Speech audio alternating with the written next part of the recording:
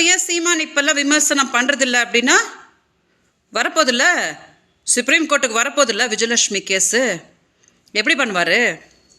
விஜயலட்சுமிக்கு வழக்கறிஞர் கிடையாது, அதனால் இந்த கேஸு தானாக வந்து சுப்ரீம் கோர்ட்டில் டிஸ்மிஸ் ஆகி போயிடும் அப்படின்னு தான் சீமான் கணக்கு போட்டார். என்னைக்கு என்னோட வழக்கறிஞர் போய் கோர்ட்டில் நாங்கள் விஜயலட்சுமிக்காக வாதாட போகிறோம் அப்படின்னு சொன்னாங்களோ அன்றைக்கி தான் சீமான் ஓடினது ஸ்டாலின் சார் வீட்டுக்கு. 1000 தான் இருந்தாலும் நம்மெல்லாம் பங்காளிங்க, உங்கள் எதிரியை நான் பார்த்துக்கிற விஜய நல்லா அடிக்கிறேன், என்னைய கொஞ்சம் பார்த்து அடிங்க சுப்ரீம் கோர்ட்டில் அப்படின்னு போய் பம்பியிருப்பான். இது கூட உங்களுக்கு தெரியலையா?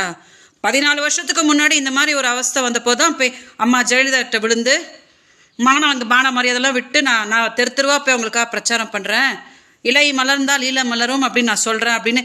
இன்னைக்கு வரைக்கும் அந்த ஈழம்ன்றது மலரவே இல்லை. இதை யாரும் சீமான் கிட்ட கேட்டதே இல்லை.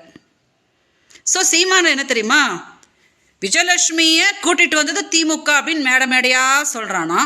அப்போ ஸ்டாலின் சார் வீட்டில் போய் உக்காடுறானா. விஜயலட்சுமிக்கு 50,000 ரூபாய் நான் கொடுத்த மாதம் அப்படின்னு ஒத்துக்கிறானா. விஜயலட்சுமி பாலியல் தொழிலாளியாம். உலகத்தில் தேடினாலும் சீமான் மாதிரி ஒரு டுபாக்கூர் கிடைக்காது. சரியா? மீடியாவை ஏமாற்றிக்கிட்டு, மக்களை ஏமாற்றிக்கிட்டு, மனைவியை ஏமாற்றிக்கிட்டு, ஊரெல்லாம் ஏமாற்றிக்கிட்டு அவன் போட்டுட்ருக்கிற ட்ராமா இருக்குது இல்லையா. நான் ஒரு வீடியோலையும் சொல்கிறேன், யாரெல்லாம் கஷ்டப்பட்டு சீமானை வளர்த்து விட்டுட்ருக்குறீங்களோ கஷ்டமே படாதீங்க. இந்த மரங்களுக்கு மாநாடு, மாடங்களுக்கு மாநாடு இவன் என்ன மாநாடு போட்டாலும் என்னோட கண்ணீர் இவனை நல்லா இருக்க விடவே விடாது. ஒரு நாள் வரும் இல்லையா, ஒரு நாள் ஜட்ஜ்மெண்ட்டுன்றது வரும் இல்லையா, அப்போ சீமானுக்கு என்ன நடக்கும் அப்படின்ற மட்டும் நீங்கள் பாருங்கள்.